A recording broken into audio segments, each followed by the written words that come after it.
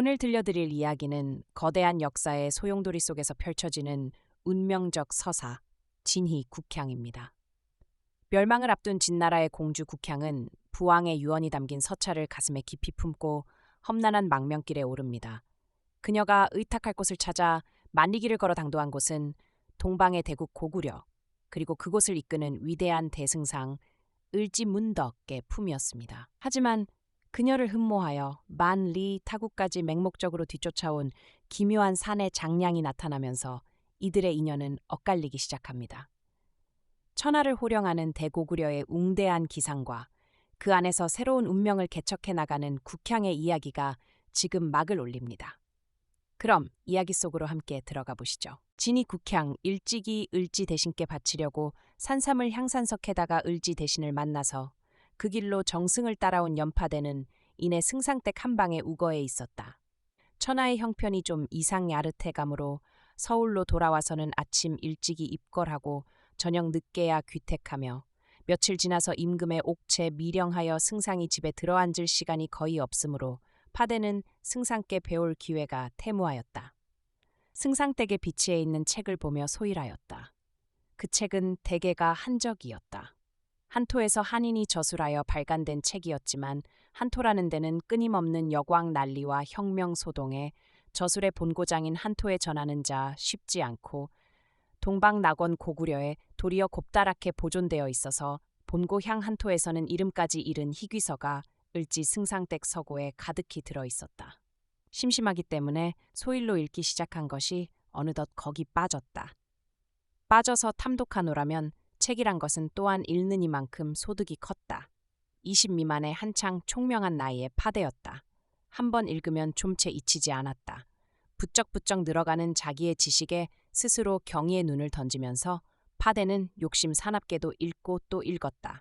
서고와 제방에 왕복하는 이외에는 일체로 밖에 나다니지 않고 독서에 미쳤다. 승상의 존재까지 잊었다. 승상도 파대의 존재를 잊었는지 집에 데려다둔 뿐 아무 참견이 없었다. 파대가 소리골서 을지 승상을 따라 서울로 올라온 지 거의 반년이나 지나서 이듬해 영양왕 제2년 정월이었다. 그릴기에 피곤한 허리를 좀 펴느라고 파대는 뜰에 나섰다.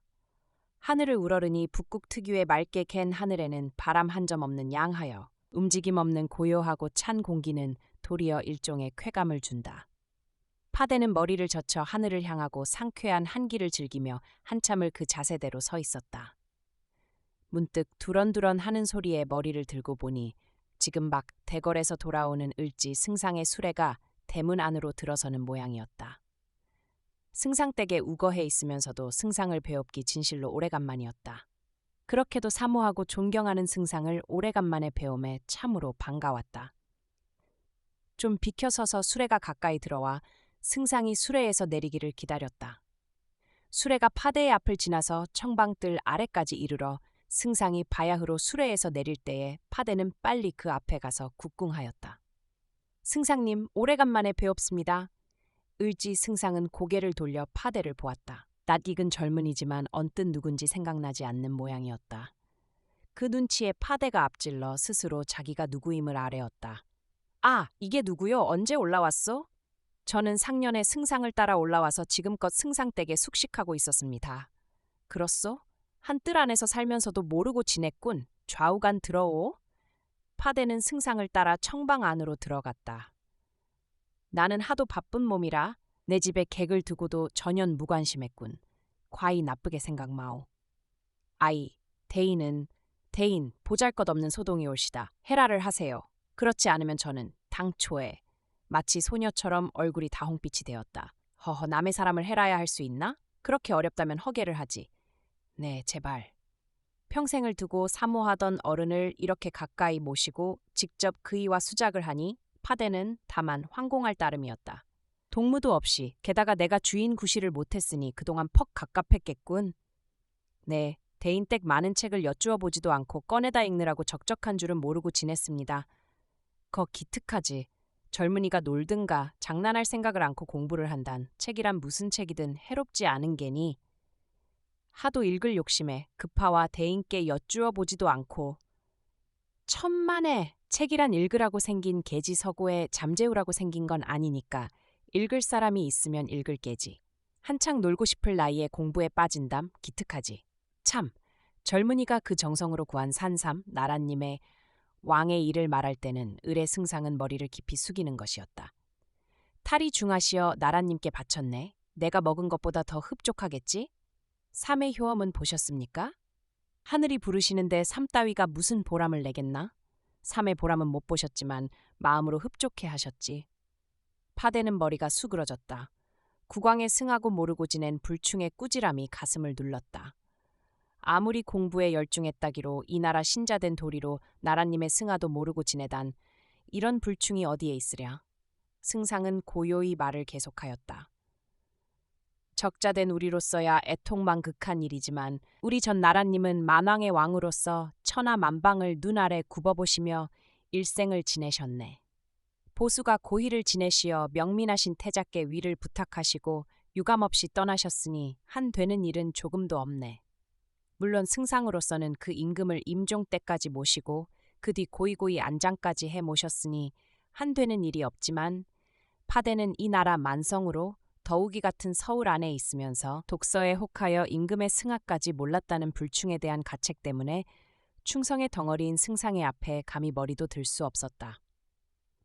이치로 따지자면 대살림댁 한편 방에 있는 자기에게 국상 같은 중대한 일도 알려주지 않은 승상을 나무람하는 것이 오히려 당연하지만 파대에게 있어서는 을지 승상은 다만 신성한 존재일 따름이지 원망이나 나무람의 대상이 아니었다. 가까이 모시어 본 일은 없었다. 용안조차 우러른 일이 없었다. 따라서 정으로는 관심되는 바 없었지만 이 나라 만성에게 전통적으로 새겨져 있는 임금께 대한 충성의 탓으로 파대는 무거운 자책감을 느낀 것이었다. 무거운 마음으로 자기 방에 돌아왔다. 돌아와서는 망연히 앉아 있었다. 돌아와서 망연히 앉아 있는 파대의 귀에 문득 이상한 음률이 들렸다. 무거운 마음으로 저녁을 끝낸 방금 뒤였다. 귀를 기울이니 검은 고소리. 무엇을 사래는 듯 조르는 듯 밤하늘에 울리어 나가는 그 음향은 누구인지는 알 수가 없으나 마음에 커다란 오해를 품은 사람이 몇 가닥 줄로써 가슴에 오해를 하소연하는 애끓는 음조에 틀림이 없었다. 자기의 오해를 따로 가지고 있는 파대는 처음에는 무심히 들었다. 그러나 무심히 듣고 있는 동안 부득부득 가슴에 사무쳤다. 그 음조는 이런 것이라는 격식과 틀에 맞는 종류의 것이 아니고 탄자 스스로가 자기의 가슴에 사무친 호소를 검은고를 통하여 사뢰는 진실한 음조였다. 매 한 가지로 가슴에 큰 수심을 가지고 있는 파대에게는 절절히 심연에 울리는 음조였다. 무심히 귀를 기울이다가 어느덧 공명하였다. 자기로도 무슨 때문인지 모르면서 몸을 일으켰다. 방을 나서서 뜰로 내려섰다. 얼굴과 온몸에 끼얹는 밤의 냉기에 뜻하지 않고 몸서리치면서 파대는 그 음률에 날아오는 방향을 타진해보고 그쪽으로 차차 발을 옮겼다. 캄캄한 그음이었다. 백만을 자랑하는 대고구려 서울 장안경도 겨울의 밤은 죽은 듯이 고요하였다. 국상 중에 장안경은 이 나라 만성의 왕실에 대한 충성을 상징하는 무한한 정숙이 이을 따름이었다. 파대는 그냥 들려오는 음률을 향도 삼아 차차 뒤로 돌아갔다. 이 댁에 몸을 붙인 지 반년이 넘었지만 지리를 전혀 모르는 파대는 오직 그 음률만을 향도 삼아 어딘지도 모르는 모퉁이를 몇 개 돌았다. 그리고 이 댁 후당 쪽으로 들어섰다. 또 한 모퉁이를 돌아서니 비로소 불빛이 보였다. 캄캄한 가운데를 뚫고 오던 파대는 맞은편에 호련히 나타난 광명에 한순간 멈칫섰다. 맞은편에는 별당 한 채가 있었다. 꼭꼭 닫힌 창 안에 휘황하게 킨 불이 창을 통하여 이 근처 일대를 환하게 비치는 것이었다. 그리고 검은고의 음률은 그 방에서 울리는 것이 분명하였다. 음률의 유혹에 끌려서 여기까지 무심히 오기는 하였지만 무슨 목적이나 목표가 없는 파대는 거기 우두커니 서 버리지 않을 수가 없었다. 서는 것과 동시에 파대의 머리에는 여러 가지의 호기심이 일어나지 않을 수가 없었다. 그 음조는 이런 곡조는 이렇게 뜯는다는 능한 솜씨뿐 아니라 탄주자의 마음속 깊이 박혀있는 오해를 진정으로 사래는 하소연이니 그도 정녕 무슨 오해를 마음속에 품고 있는 사람들이다. 그러면 탄주자는 사내일까 여인일까? 그 섬세한 솜씨로 보아 탄주자는 분명 여인으로 보았다. 여인일진된 젊은일까? 노파일까? 또는 중년일까? 그 음조의 박력과 탄력으로 보아서 세상 만사의 피곤한 노파로 보기보다 중년이나 젊은이로 보는 것이 지당하다. 어떤 젊은 여인일까? 의문과 함께 일어나는 그 호기심은 파대로 하여금 그냥 못 박은 듯이 그 자리에 서 있게 하였다. 언제부터 시작된 검은고인지, 언제까지 계속될 검은고인지, 방 안의 검은고는 그냥 계속되었다. 그 방 밖에도 몇 채 후당이 우뚝우뚝 서 있는 모양이지만 다른 방에는 불빛도 인기척도 없고 오직 그 한 방에서 검은고 소리만이 울려 나오는 것이었다. 그 타는 곡조가 무슨 곡조인지는 파대는 모른다. 그러나 그 곡조는 탄주자의 마음에서 우러나오는 곡조다. 젊은 파대의 마음에 푹푹 들어박히는 호소다. 이로써 탄주자는 가슴에 무슨 큰 오뇌를 품은 자일시 분명하였다. 가슴에 오뇌를 품은 젊은 안악. 누구일까? 대신 댁 누구일까? 문득 다른 음률이 한 가지 더 섞이었다. 사람의 육성으로서의 노래였다. 지금껏 거무고로만 하소연하던 음률의 주인은 육성까지 섞어서 부르기 시작한 것이었다. 여성이었다. 그리고 탄력 많은 젊은 여성이었다. 그런데 여기 파대의 호기심과 의욕을 더 크게 한 것은 그 육성으로 부르는 노래의 가사가 부여계통의 말이 아니고 한어인 듯 싶은 것이다.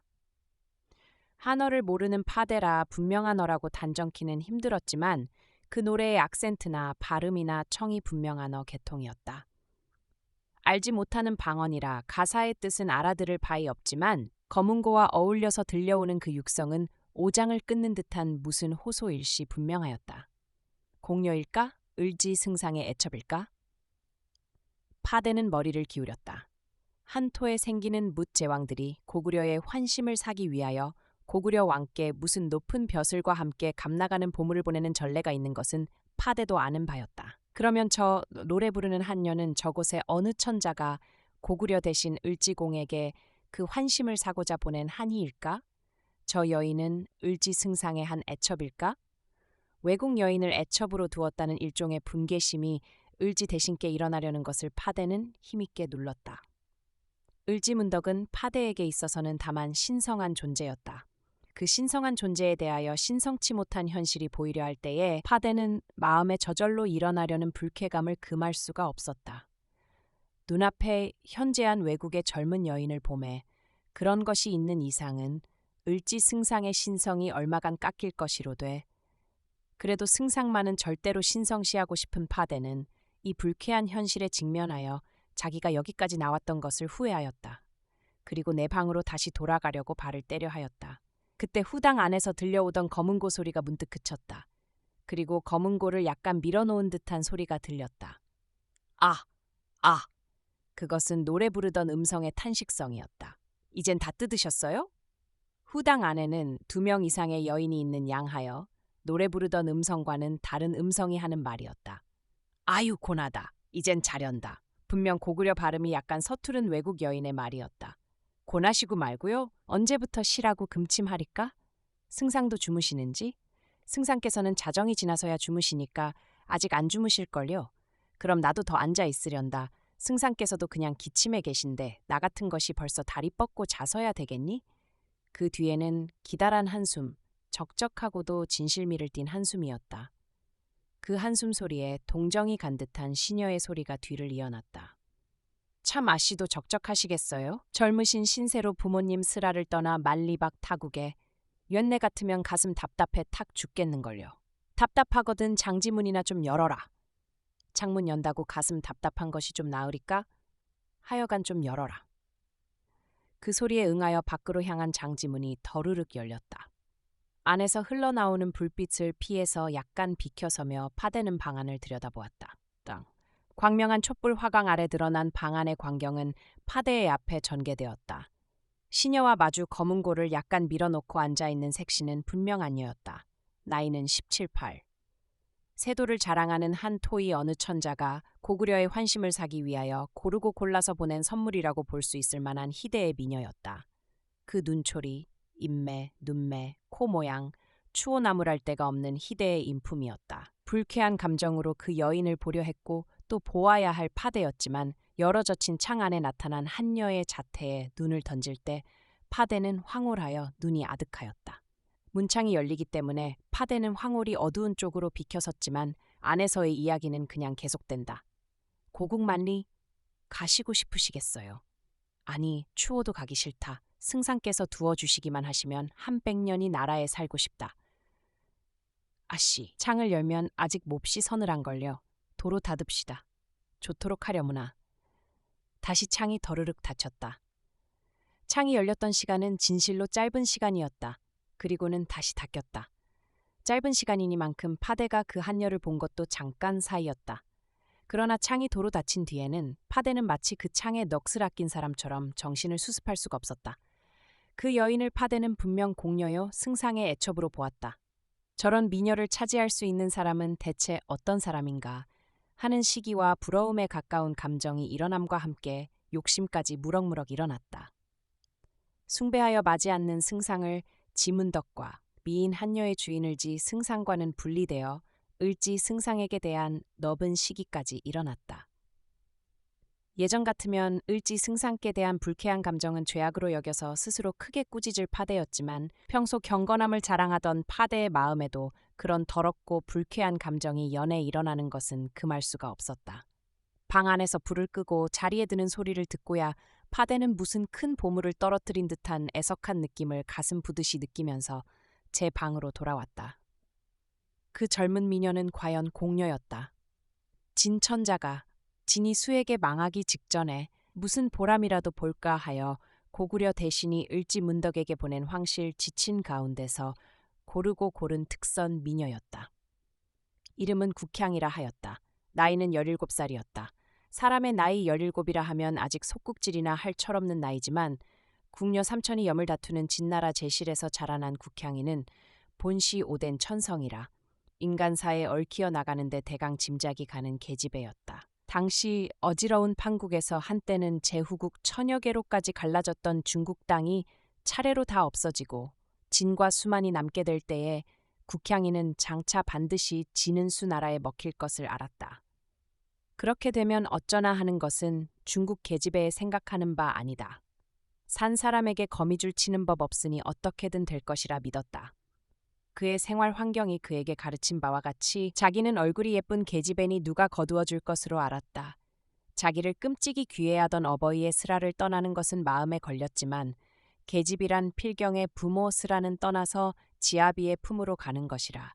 이것은 하늘이 정한 이치라. 다만 하늘이 시키는 대로 할 것으로 보았다. 그런데 어떤 날 부왕은 국향이에게 편지 한 장을 맡기며 이것을 가지고 고구려고 가라고 분부하였다. 고구려? 동이? 이 나를 동이의 나라로? 고구려로 시집을 보내? 몇 가지의 의문이 그의 머리에 끌었다. 고구려는 누구를 찾아가랍니까? 그도 그럴듯한 말이다. 고구려의 승상 을지문덕을 찾아가서 내 글월을 전해라. 그 나라에도 승상이 있습니까? 승상 벼슬은 짐이 주어야 하는 것인데 그 나라에서는 저희끼리 주고 받고 하는 모양이더라. 그럼 오랑캐 나라이다 그려? 그럼 오랑캐지. 짐도 불운해서 오랑캐에게 딸을 부탁하는구나. 그로부터 국향이는 고구려로 갈 준비로 우선 고구려 말을 익혔다. 그러는 동안 수문제에 이끈 친위대가 홀연 이 진나라 도성으로 달려들었다. 이 소란스러운 찰나에 국향이는 미리부터 준비해 두었던 남복으로 바꾸어 입고 부왕 앞에 하직에 인사를 드리러 갔다. 폐하, 소녀는 을지 공께로 가겠습니다. 오, 잘 가거라. 을지가 너를 용납만 하거든 평생을 두고 잘 섬겨라. 적병이 벌써 궁정 안까지 들어온 듯 소란스러운 가운데서 총총히 부왕께 하직하고 국향이는 대궐을 빠져나왔다. 그로부터 국향이는 망명의 길이었다. 여자의 발걸음이라 세지도 못한 발걸음으로 이리 피하고 저리 피하여 진나라 서울을 빠져나왔다. 그가 산동의 어떤 바닷가에 다다랐을 때에 비로소 부왕의 부보를 들었다. 부왕은 수문제에게 욕보는 것을 피하여 궁정 안 우물에 몸을 던져 자살하였다 하는 것이었다. 그러나 이 일은 국향이에게 그리 큰 충격을 주지 못하였다. 그에게는 다만 망명, 피신이라는 생각밖에는 다른 생각은 없었다. 어서 이 소란한 진나라를 피해서 소문에 듣던 낙원나라 고구려로 가자. 그리고 고구려의 승상 을지문덕이란 사람에게 이 내 운명을 내어 맡기자. 이 한 생각밖에는 다른 생각은 할 여지가 없었다. 그의 아버지가 우물에 몸을 던져서 죽고 어머니가 난 군중의 참혹한 욕을 보고 드디어 죽기까지 하고 그의 형제가 모두 비슷비슷한 화를 입고 목숨까지 잃는 가운데서 재빨리 몸을 피해서 신상 아무 피해도 입지 않고 망명의 길을 가는 것은 부모며 형제에게 비기어 훨씬 다복한 것이었지만 국향은 다만 이 피곤한 다리와 몸이 괴롭고 쑤실 뿐이지 세상 다른 일은 거들떠보기도 싫었다. 연약한 여자의 몸으로 말리 길을 가는 국향이었다. 더욱이 부모 형제를 한꺼번에 잃은 천하의 외로운 몸이었다. 명랑한 천성이여 티없는 마음씨건만 때때로 폭풍우같이 그를 엄습하는 공포와 적막감이 있었다. 제실에 태어난 존귀한 몸이라는 자긍심이 있기에 아무 겁 없이 이 고단한 길을 가지 세상 보통의 계집애였다면 한 걸레라웃을 옮기기에 힘들고 무겁고 도 어려운 입장이었다. 아버지 황제에게서 고구려 승상을지 공께 붙이는 글월을 가슴에 깊이 간직하고 17살의 어린 몸으로 만리길을 가는 국향이는 비록 남복은 하였다 하나 그래도 17살 무르익은 처녀로서의 체격이었다. 스스로도 이를 짐작하는 국향이는 전전긍긍 유심한 눈을 피해가면서 고구려 나라로 길을 채웠다. 한 열흘 지나서 어떤 곳을 가노라는데 길가에 어떤 집에서 무슨 시비가 생긴 듯 무엇이 왁자그르 하더니 웬 여편네가 뛰어나오며 고구려의 안악은 그런 짓은 안 한다고 고함을 삑 지르고 저편으로 달려간다. 고구려와의 국경이 차차 가까워 오는 모양으로 고구려 안악 부여의 젊은이 등등의 소리가 차차 자주 들린다. 소란의 진나라를 망명하여 고구려를 찾아가는 국향이로서는 그 고구려라는 말에 아주 무관심할 수가 없었다. 더욱이 고구려 안악 부여 젊은이라는 그 말들은 모두가 나는 당당한 고구려 사람이로라는 자랑으로서 내던이는 경우에 쓰이는 것이었다. 진나라 안악, 진나라 젊은이. 국향이는 속으로 중얼거려 보았다. 어울리지 않고 쑥스러웠다. 아, 고구려 사람은 이렇듯 자기가 고구려인이라는 것을 자랑으로 알고 있는가? 이 중국 땅 안에서도 고구려 사람이로란 것을 탕탕 자랑하고 다닐 수 있느니만큼 고구려 사람은 제 신분을 자랑스러이 생각하는가?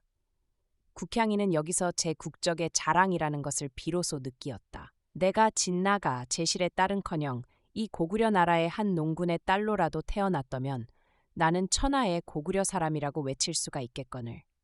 태고적부터 고구려의 자손이라는 것을 자세하며 내려온 이 고구려인들은 언제까지나 그것을 자랑하며 지내려는가? 하늘의 아들 하백의 사위, 고주몽의 나라의 만성이라고 외치는 것이 고구려의 행세다. 그리고 그것을 구호로 삼느니만큼 고구려인은 떳떳하고 버젓하게 살았다. 같은 단군의 자손이라는 백제인이며 신라인은 자기가 백제인 혹은 신라인이란 것을 자랑치 못하며 지내는 동안 고구려인은 그 첫마디에 벌써 하백의 사위 나라 만성이로라고 호통을 하고 이 호통만 한 번 내리면 다른 인종들은 꿈쩍 못하고 잠잠하여 버린다. 차차 자주 들리는 부여의 사람은 그렇지 않다. 는 호통을 들을 때마다 가슴에 흠칫흠칫 울리는 것을 느끼며 장차 나도 을지공이 이 내 몸 용납만 해준다면 그때는 남에게 향하여 부여의 안악 소리를 크게 외쳐보리라 새삼스레 결심하며 더욱 동쪽으로 발을 옮겼다.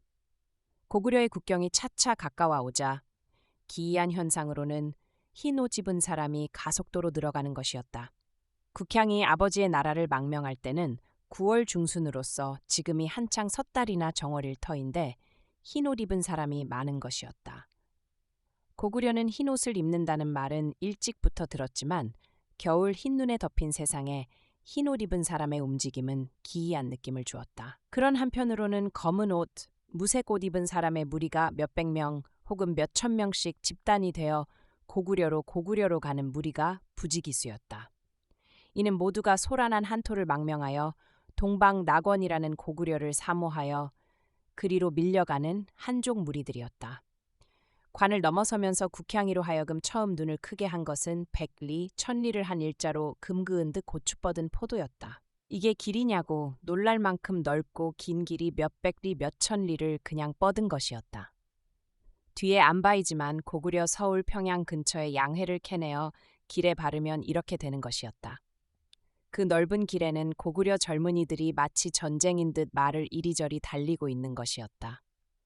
그 큰 길을 한인 망명인들이 끝닿은 데까지 그냥 연이어 있고 고구려의 관원은 곳곳이 지켜서서 망명인들을 검문하고 있다. 과연 동방의 운국이요 수나라와 천하를 다투려는 고구려의 기백은 온갖 곳에 사무쳐 있었다. 헌몸인 관계상 고구려의 관원의 검문을 곱게 피해오던 국향이도 한 관문에서는 드디어 걸렸다. 여보, 젊은 양반 어디까지 가오? 네, 장안서울까지 갑니다. 어디서부터? 네, 저는 강남 사는 상인이온데 미리 준비하였던 변명을 하려는데 관원은 국향이를 의심쩍다 보았는지 이리로 좀 비켜서 주시오? 하여 한편으로 치워놓았다. 그 다음 사람은 50쯤 난 점잖은 사람과 그의 가족으로서 소란의 곳을 피하여 고구려로 가는 사람인 모양이었다. 왜 못 살겠습니까? 나라가 하도 자주 변하니 누구를 믿고 삽니까? 그래서 단군 선인의 나라로 살러 옵니다. 잘 생각했소. 고구려에 오시면 탁 마음 놓고 지내시오. 이 검문이라는 것은 목표가 백제인이나 신라인에 있는 것이다. 백제인이나 신라인이 연해 진나라 수나라에 잠입하여 고구려와의 사이를 이간 붙이고 나쁘게 되도록 공작을 한다. 그 악질적 간첩들을 예방하기 위하여 국경선 근처에는 방첩 감시가 꽤 엄중하다. 그 사이 곱게 피해오던 국향이가 드디어 고구려 방첩 관원의 눈에 수상타 여겨 억류를 당한 것이었다. 국향이는 관원에게 끌리어 인도하는 대로 따라갔다. 조금 가다가 큰 홍살문 하나를 지나서 좀 더 가노라니 방적 제일관이라 큰 간판이 달린 아문 안으로 들어섰다. 그 안에는 각 곳에서 억류된 수많은 사람이 두룩거리고 있다. 맨 끝에 자리 잡고 앉아서 보노라니 대국 고구려의 기품은 이런 곳에서도 넉넉히 볼 수가 있었다. 한 사람씩 끌어내어서 한두 마디 물어보고는 그냥 돌려보내는데 만약 시장한 기색이 보이면 배불리 먹이기까지 하고 노자가 없으면 노잣냥도 주기까지 해서 돌려보내는 것이었다. 국향이는 거기 앉아서 고요히 제 차례를 기다렸다. 그러노라는데 웬 소년 하나가 국향이 곁으로 오더니 국향이를 손짓하여 데리고 안으로 앞서서 들어간다. 이 나라 사람의 채통이 본시 굵직굵직한 때문인지는 모르지만 아문의 청사들도 모두 넓고 컸다. 큼직한 방 몇 개를 지나서는 내정인 듯 싶은 곳에 이르렀다. 그러자 내정에 시종 드는 듯한 계집하인이 인도를 한다. 좀 유다른 신분이요. 유다른 체질을 가진 국향이는 이렇듯 색채 다른 대우를 당하니 가슴이 선뜻하였다. 어쩌려는 셈인가? 좌우간 당하는 대로 겪을 밖에는 없는 국향. 이는 다만 공손히 딸을 밖에는 없었다. 몇 들을 지나서 몇 방을 건너서 어떤 큰 집에까지 이르렀다. 그리고는 그 밖에 있는 하인에게 또 국향이를 맡겼다. 새로 국향이를 맡은 계집하인은 국향이와 영갑세나 될 아름다운 소녀였다. 아이, 곤하시겠어요. 이리 올라와 쉬세요. 하면서 국향이를 위로 오르라 청하였다. 관청에 간 촌딱이라 하지만 사실 시키는 대로 할 외에는 딴돌이 없는 국향이는 서슴지 않고 거기 댓돌에 앉아 간발을 풀고 주저치 않고 방 안으로 들어섰다. 계집하인은 국향이를 안으로 들여보내고는 옌내가 문 밖에 꼭 지킬 터이니 마음 놓고 다리 뻗고 쉬세요. 간발을 벗노라니 발에서는 고린내가 물컥 났다. 그 사이 말리기를 자고 깨면 걷고 또 걸을 피고니 간발을 푸는 순간 한꺼번에 올랐다. 나 좀 쉬겠어요. 어이 참 고뇌 죽겠군. 하며 국향이는 염치불구하고 방 안으로 들어가서 다리 기다랗게 뻗으며 자빠졌다. 사람의 세상이란 이처럼도 살기 고단하고 어려운 것인가? 누구 다리를 좀 쳐주는 고마운 사람은 없는가? 몽롱하게 이런 생각을 하면서 깜빡 잠이 들었다가는 스스로 펄떡 놀라 깨고 하였다. 서방님, 서방님. 두세 번 부르는 소리에 국향이는 펄떡 깨었다. 어느덧 잠이 들었던 모양이었다. 깨어보니 아까의 계집하인이 문 밖에서 국향이를 깨우는 것이었다. 뭐야? 주무세요? 이 밀수 한 잔 잡숫고 또 목욕물이 더웠는데 목욕하시고 아주 편히 주무세요. 계집하인은 밀수가 든 큰 은그릇을 국향이 앞에 공손히 바쳤다. 국향이는 누웠던 몸을 일으켰다. 아유, 아유. 뜻하지 않고 새어나오는 신음소리를 막지 못하며 일어나서 한 대접이 되는 밀수를 받아서 단숨에 마시었다. 자! 목욕탕으로 가세요. 그러나 국향이는 일어설 자신이 없었다. 그 사이 악에 받쳐서 쉬지도 않고 여기까지 걸어오기는 하였지만 한번 다리를 뻗고 나니 다리 쓸 자신이 없었다. 목욕은 싫으이 하도 발이 더러우니 더러우셨기 목욕을 하셔야지. 자, 일어나세요. 그럼 날 좀 업어다 주게. 여자된 몸으로 남복으로 옛까지 온 국향이에게는 이 목욕이라는 것은 여간한 문제가 아니었다. 진이 제실의 공주로 몸에 때라는 것을 모르고 자란 국향이가 이번에 비로소 서너 달을 말리기를 걸으며 오노라니 몸에는 때투성이요 먼지투성이로서 목욕은 못하나마 하다 못해 세수라도 하고 싶은 욕망은 여간이 아니지만 사내 행색이란 한 가지의 일 때문에 세수 한 번도 못하고 몸이 끈적끈적한 것을 간신히 참아가면서 오는 길이다. 자, 어서 그럼 영내께 업히셔요. 국향이는 몽치같이 된 다리를 간신히 움직여 몸을 계집 하인에게 돌리면서 난 철든 일에 남 보는 데서 몸 벗은 일이 없는 사람인데 하며 중얼거렸다. 아이고, 서방님이 아니고 아주 도련님이셔.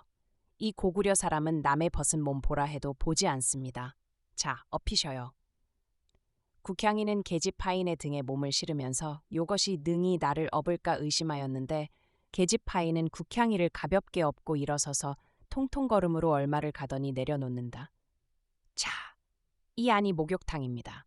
또 여기 이 열쇠를 드릴 테니 안에 들어가셔서 마음 놓고 문을 잠그시고 그 사이 석 달 쌓인 때를 죄 닦으세요. 쉔네는 물러가겠습니다. 쉔네를 부르시려면 여기에 징을 서너 번 두드려 주세요. 그러면 맨내 곧 대령하겠습니다. 그런 뒤에는 국향이에게 가볍게 인사를 드리고 저편으로 물러갔다. 제일관에서 검문하는데 억류를 당했으면 자기는 의뢰의 수인일 것인데 수인답지 않은 이런 모든 융숭한 대접에 국향이는 적지 않게 의아하여 거기 내려놓인 채 잠시 움직이지 못하고 앉아 있었다. 계집하인이 물러간 뒤에도 국향이는 한 손가락도 움직이기 싫어서 그냥 그 자세로 앉아 있었다. 그런데 일단 물러갔던 계집하인이 또 통통 이리로 달려온다. 무엇을 한 아름 안고서 아이머니, 아직 목욕탕에 안 들어가셨어요. 물 다 식겠네. 수선을 떨더니 가슴에 부탄고 온 물건을 거기 내려놓는다. 목욕하시고 이 옷 갈아입으시라고 마님께서 내어주셔요. 고구려 비단으로 꾸민 위아래 옷 한 벌이었다. 나, 어서 목욕탕에 들어가세요. 들어가지.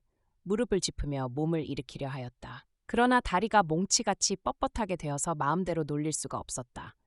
무릎을 짚고 일어서다가 그냥 모로 쓰러졌다. 다시 계집하인에게 몸을 의지하고 겨우 목욕탕 문 안까지 들어섰다. 문에 쇠를 잠그고 국향이가 제 낡은 옷까지 다 벗을 때는 꽤 한참 되었다. 몇 번을 두루 살펴서 바늘 구멍만한 틈도 없는 것을 확인한 뒤에 비로소 몸을 홀랑 벗었다. 발에서 비롯하여 종다리까지 새까맣게 때로 덮인 것이 우선 눈에 띄었다. 거기는 17살에 무르익은 처녀로서의 살결은 엿볼 수가 없는 대신에 부왕의 심려로 닥달한 승마와 비수로 단련된 야문 근육이 그 사이 몇 달 동안 고된 길거리의 때에 덜민 까무퇴퇴하고 얼룩진 몸뚱아리가 아래로 뻗어 있었다. 하인이 준비해준 수건으로 앞을 가리고 물에까지 내려섰다. 내려서기는 했지만 이때로 덜 민 몸을 염치해 수정같이 맑은 물에 잠그기가 부끄러웠다. 국향이는 거기 있는 바가지로 물을 떠서 몸에 발라서 우선 가장자리에 쫑그리고 앉아서 초벌멱을 감았다. 한 번 손으로 밀면 국수처럼 몽기몽기 밀리는 때를 한 번 통 밖에서 벗긴 뒤에 그것을 온통 아래로 흘려보내고야 비로소 몸을 목욕물에 잠갔다. 덥도 차도 않은 꼭 알맞은 물이었다. 문을 꼭 잠그고 때를 씻을 때에도 누가 들여다보는 것 같아서 혹은 물에 비친 제 그림자에 스스로 깜짝깜짝 놀라고 하였지만 물속에 들어앉으니 마음이 쭉 펴진다. 국향이는 물속에서 팔과 다리를 힘껏 펴보았다. 꽤 오랜 시간을 물에 잠겨 있었다. 온몸이 쑤시는 것이 거의 풀린 쯤 하여 국향이는 일어섰다. 이마에까지 땀이 훈훈히 내배었다. 물속에서 나와 몸을 말리고 준비된 옷을 갈아입었다. 벗어놓은 낡은 옷에 다른 소지품은 없지만 부왕의 을지 승상에게의 편지가 하나 있으므로 낡은 옷을 뒤적여 그 편지를 얻어내어 간직하였다. 그런데 낡은 옷을 뒤질 때에 시꺼먼 보리알 같은 이를 몇 마리 발견하였다. 그 이도 내 몸에서 떨어진 것이겠지만 국향이는 몸서리치며 옷을 집어 던졌다. 준비되어 있는 고구려 옷을 갈아입고 아래를 굽어보니 정령한 얌전한 고구려 젊은이였다. 한데 자기는 무엇인가? 포로인가? 수인인가? 손님인가? 여기서 자기에 대한 대접이 너무도 융숭하므로 자기의 입장을 얼른 알 수가 없었다. 낡은 옷을 가지고 갈까 어쩔까고 잠깐 주저하였다. 서너 달을 말리기를 몸에 걸쳤었던 정의는 잊을 수 없지만 그래도 그 더러운 품이 차마 몸에 걸칠 수 없어서 얼른 손끝만 대어보고 그냥 내어버리고 문을 열고 문 밖에 나섰다. 문 밖에는 계집 하인이 다소곳이 국향이의 목욕 끝나기를 기다리고 있었던 듯. 다 하셨어요? 이리 오세요. 하며 국향이를 인도한다. 이번 인도된 방은 장대가 둘린 것으로 보아 침실인 모양이다. 아직 채 어둡지는 않았지만 그 방에는 벌써 촛불이 켜 있었다. 저녁 진지 내어 올게요. 아, 저녁이고 뭐구 하도 오래간만에 목욕을 했더니 그저 어서 자기나 했으면 좋겠다. 곧 내어 올게요. 계집 하인은 저녁을 가지러 저쪽으로 간다. 국향이는 장대 안에 들어가 다리를 펴며 누웠다. 두툼한 보려며 이부자리가 준비되어 있었다.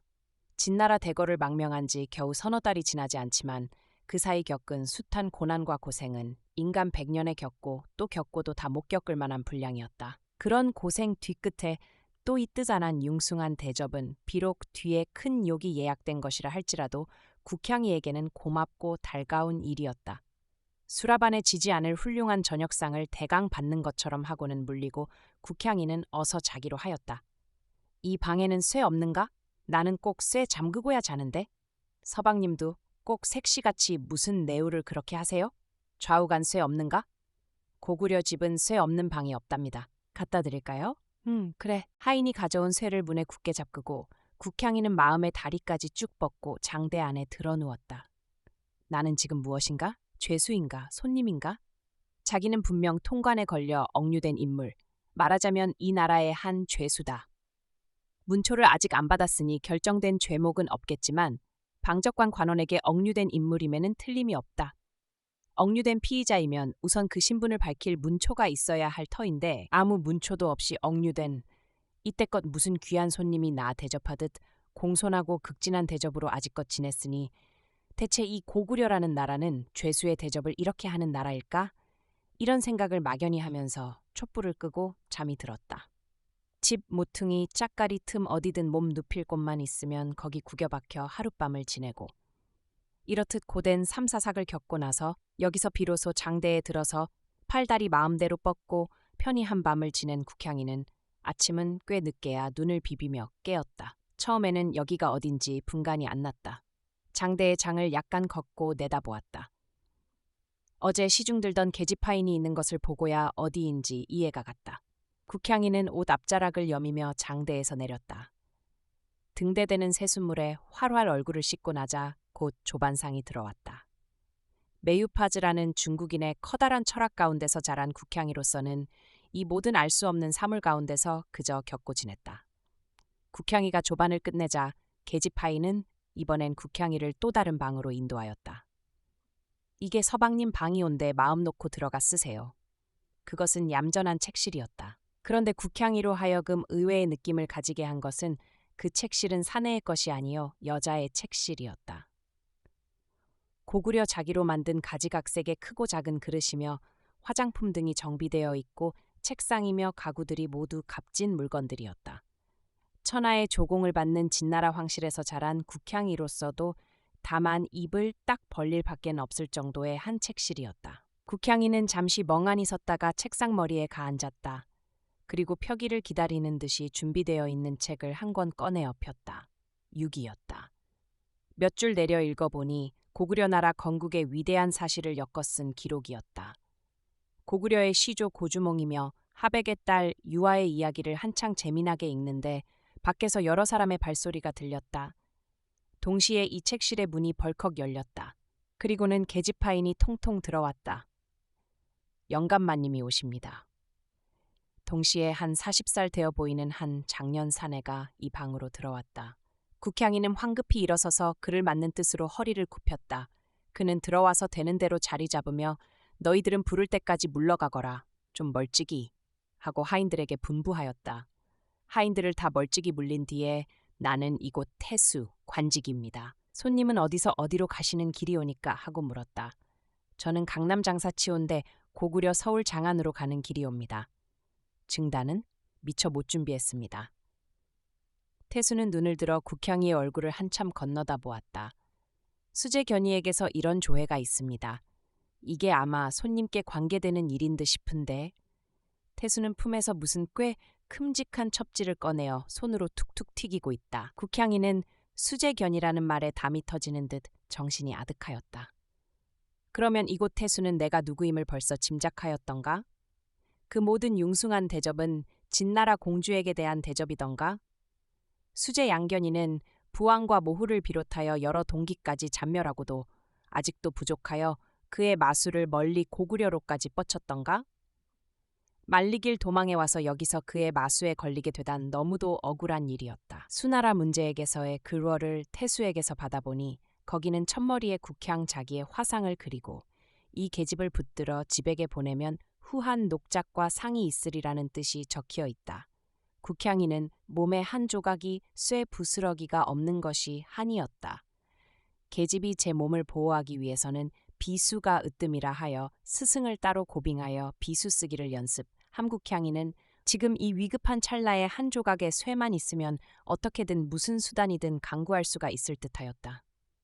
국향이는 딱 마주 앉아 태수를 쳐다보았다. 네, 과연 제가 국향 공주 올시다. 태수님께서는 국향 공주를 양견이에게 잡아보내셔서 후한 녹작을 받으시렵니까? 고구려의 사람은 품에 날아드는 궁조를 결코 해치지 않습니다. 태수 모두 고구려 사람이 외다. 부왕께서 어떻게 되셨는지 아십니까? 산동을 지나가다가 소문으로 안바인데 양견이에게 몰려 피할 길 없어서 우물에 몸을 던져 자진하셨다고요.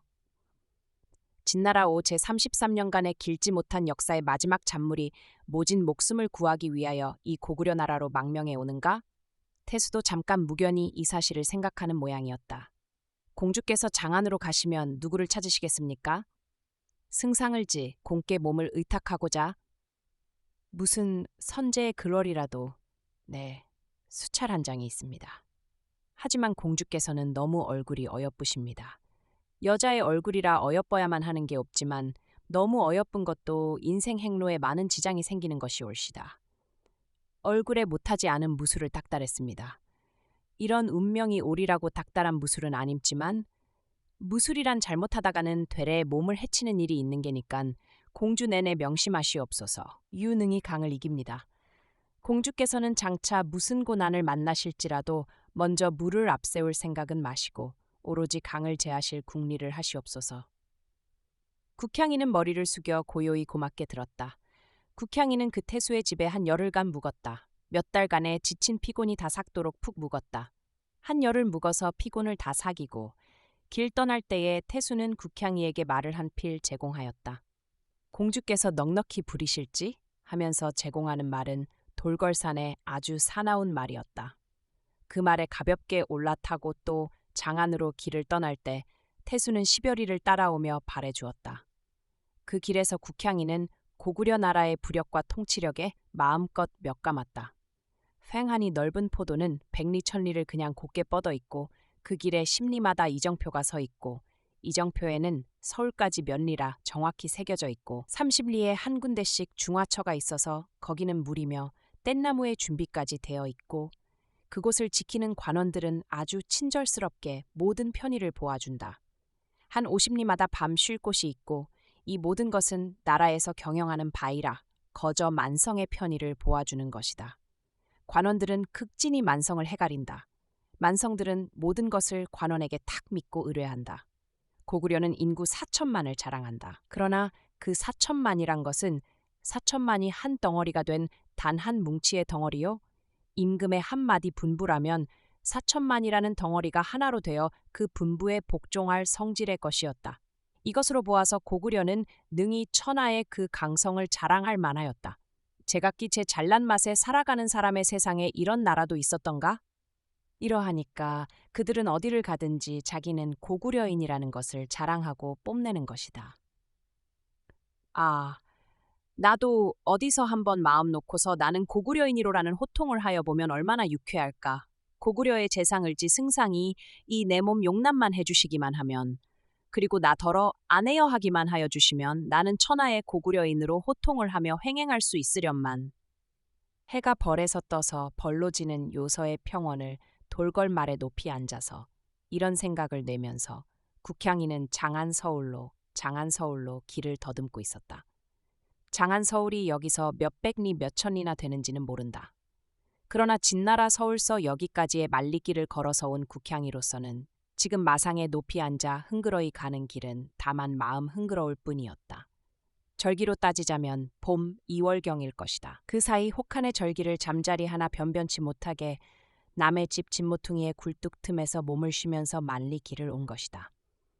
이제는 절기는 양춘에 가깝고 탈말도 있고 게다가 고구려 땅은 아무데를 갈지라도 길손 먹일 준비는 나라에서 마련하고 있다. 올인해도 지났다. 올인해를 지나서도 아직 500여 리를 더 가야 장안 서울이라 하지만 국향이는 서울 안뜰에 들어선 듯 이제 장안에 다 온 것으로 여겼다. 길에서 만나는 사람에게 을지 승상댁이 어디쯤 됩니까?고 물어서 승상댁은 장안에 있다오. 아직 500리를 더 가야지요. 하는 대답에 오히려 기이한 느낌을 받았다. 그 사이 온 만리길에 비기건대 이제 남은 500리라는 것은 이제 다 왔다고 생각하는 것도 무리는 아니지만 그래도 아직 며칠을 더 가야 되는 길이다. 지금껏 요동 700리의 무연한 벌판만 오다가 올인에 넘어서니 올롱졸롱 한 산과 골짜기다. 그래도 장안 서울이 가까운 증거로는 사람들의 성품이 차차 더 어질고 질박해간다. 나를 물어보니 벌써 양춘 3월이라 한다. 논밭에는 무럭무럭 양춘의 김이 떠오르고 길에는 말똥구리가 말똥을 굴려가고 있다. 아버지의 대거를 망명한 것은 벌써 반년 전인 작년 가을이다. 그 사이 겪은 고생을 다 쌓으면 태산같이 높을 것이요. 당한 욕도 부지기수다.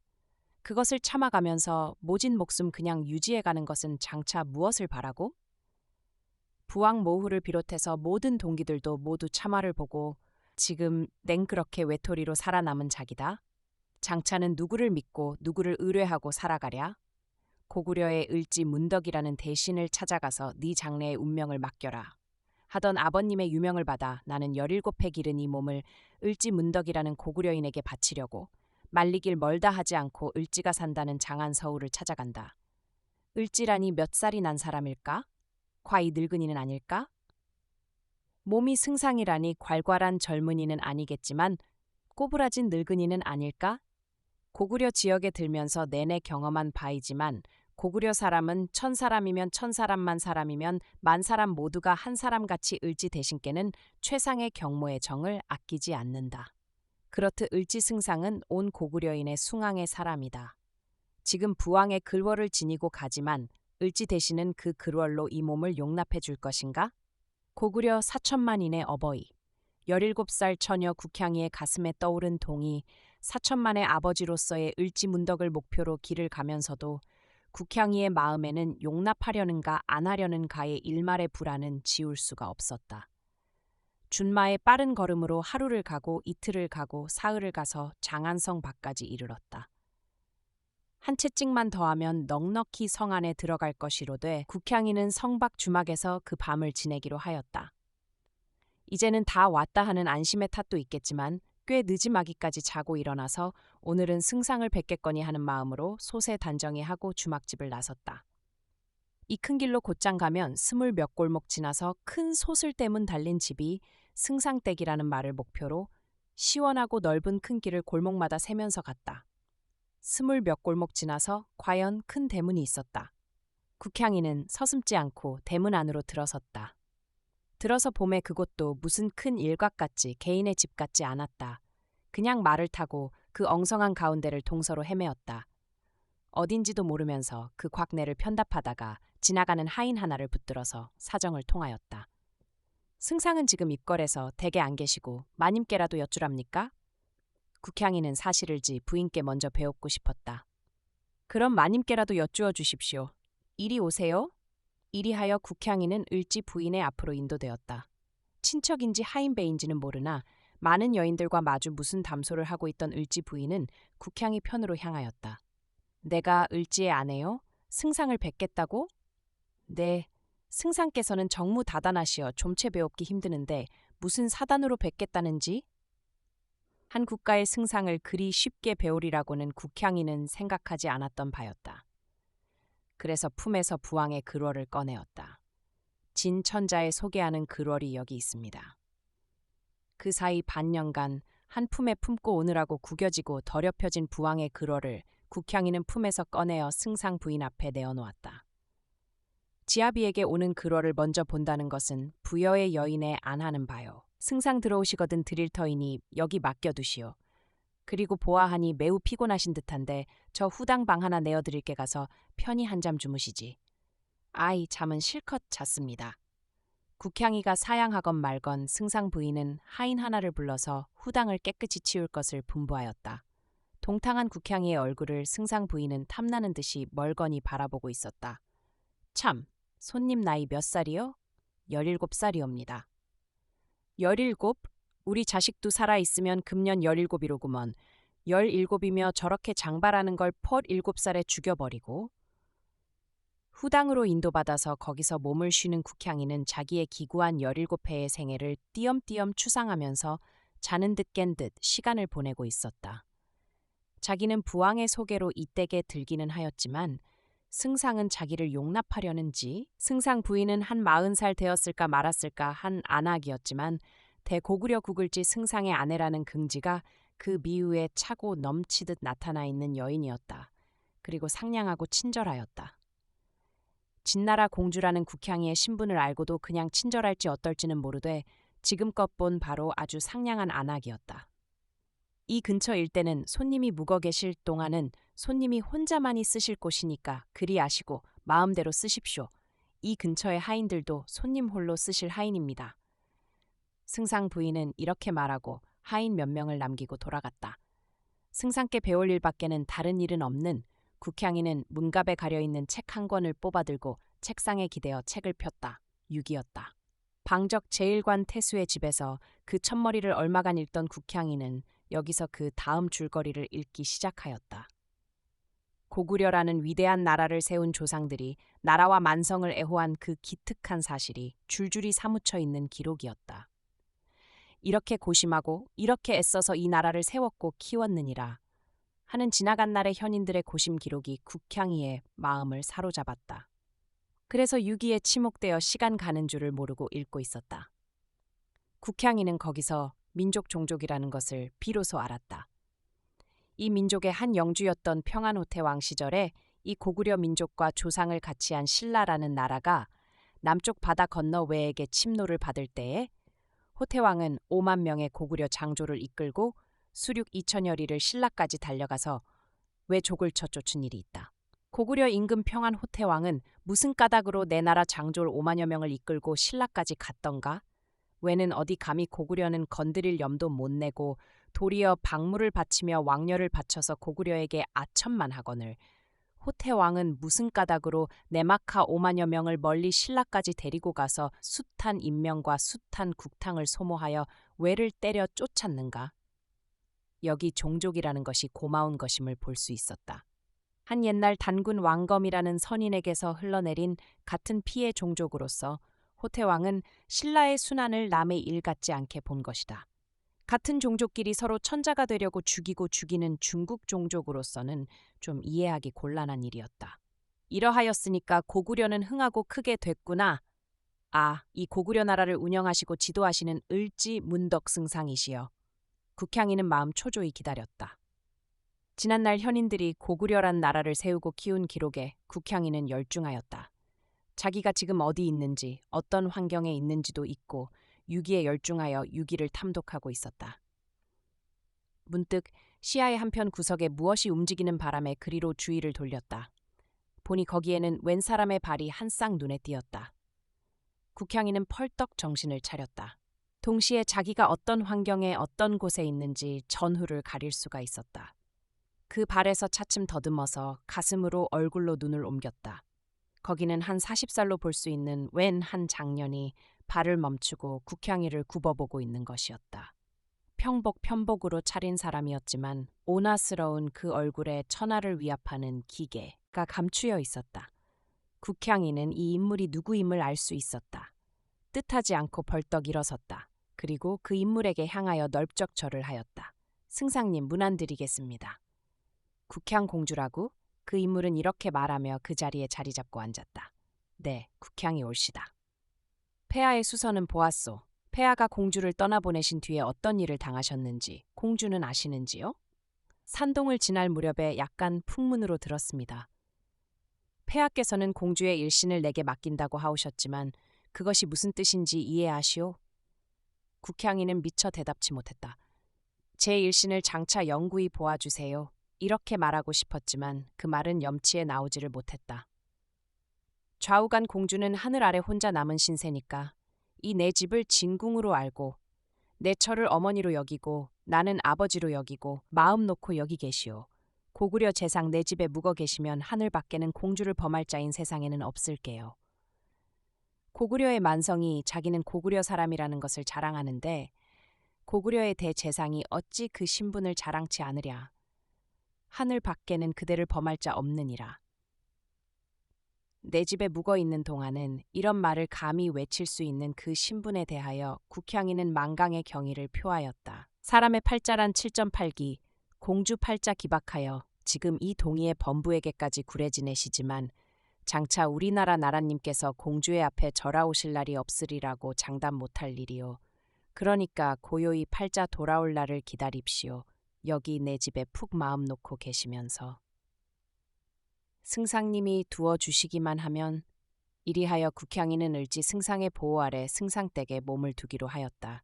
이튿날 아침에 국향이를 위하여 고구려 처녀의 옷이 국향이에게 제공되었다. 고구려 혼 42부록이라는데 봄날인 탓일까? 발 뒤축을 도로 짚고 저편 북쪽을 넘겨다 보았다.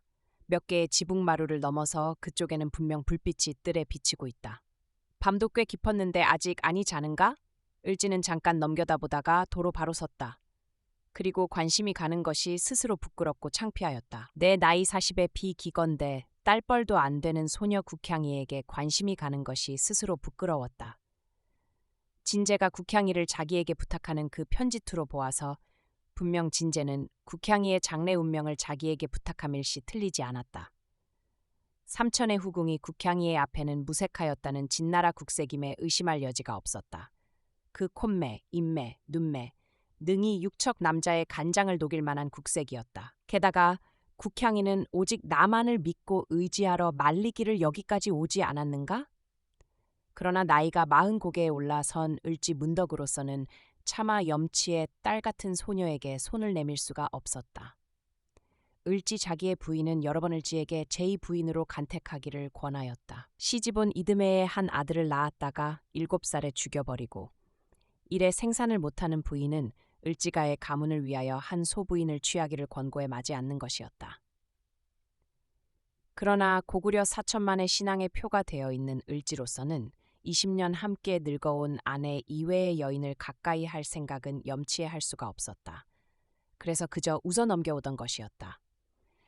그런데 진제가 제 딸을 부탁하면서 만약 내 딸 국향이에게서 그대의 가문을 이을 사자라도 생기면 이야말로 진나라 제실의 다행으로 보노라.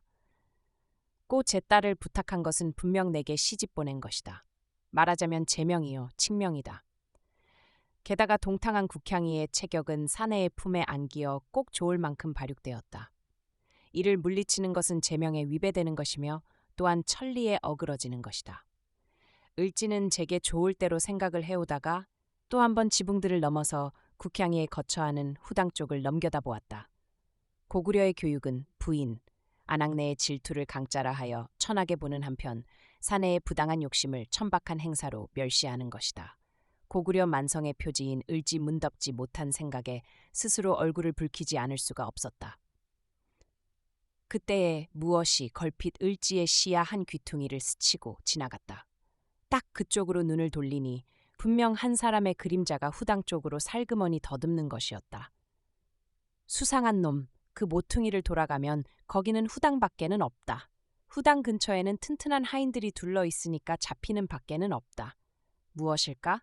어떤 종류의 인물일까? 승상은 내내 의아하여 발돋움하며 후당 쪽으로 주의하였다.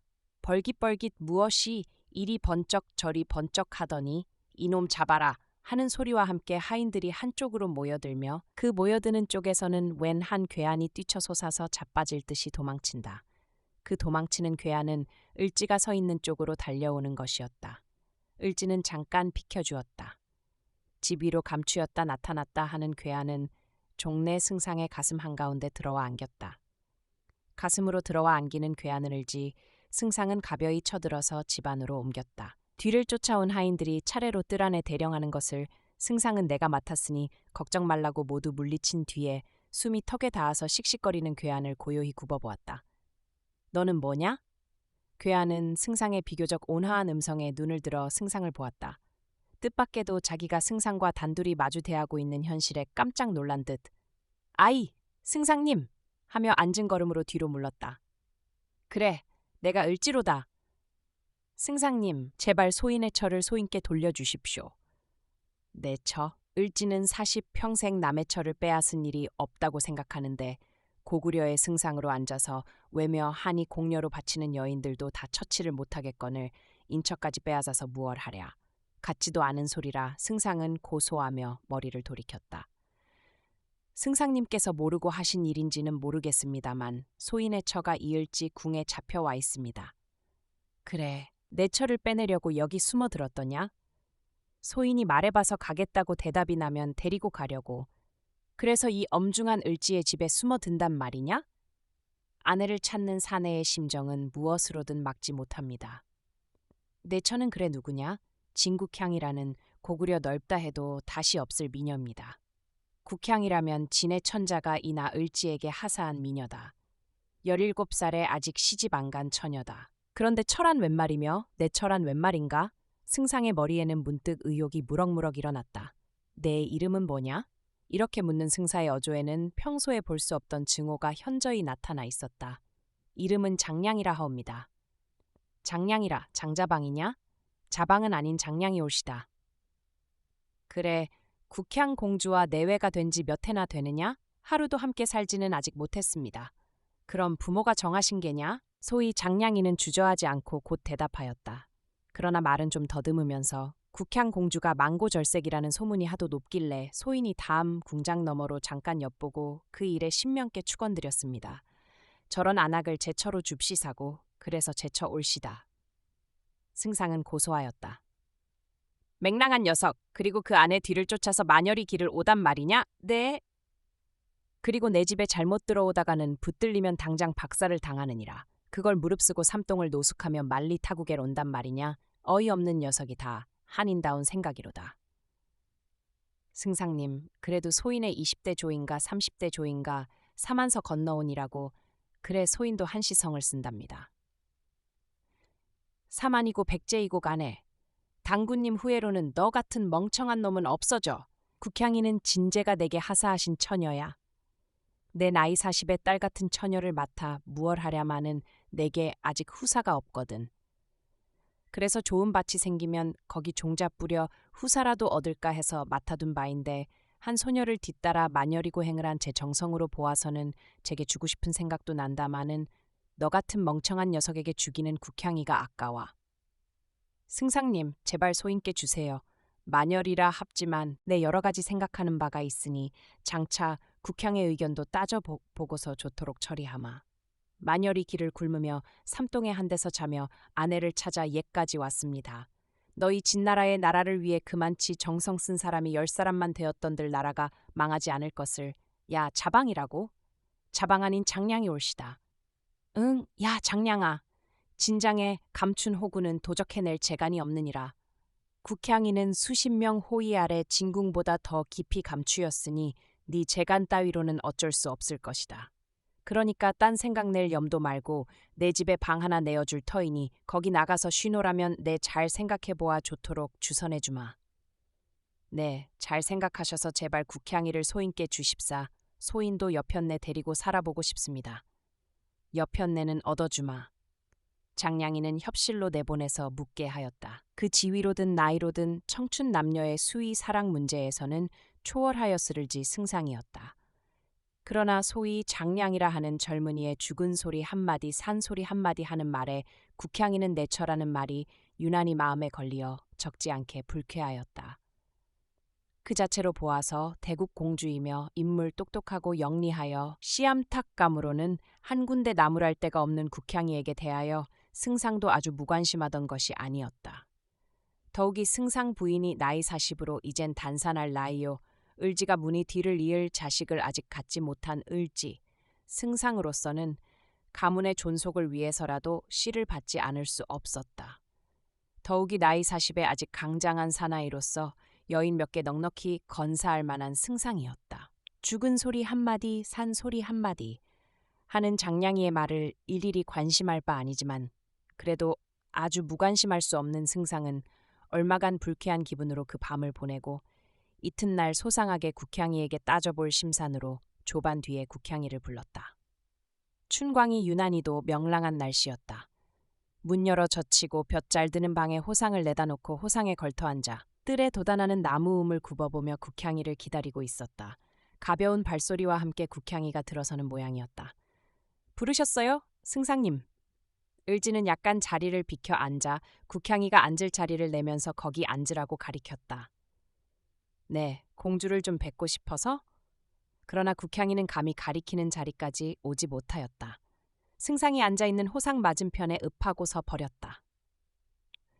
공주는 혹 장량이라는 젊은이를 아십니까?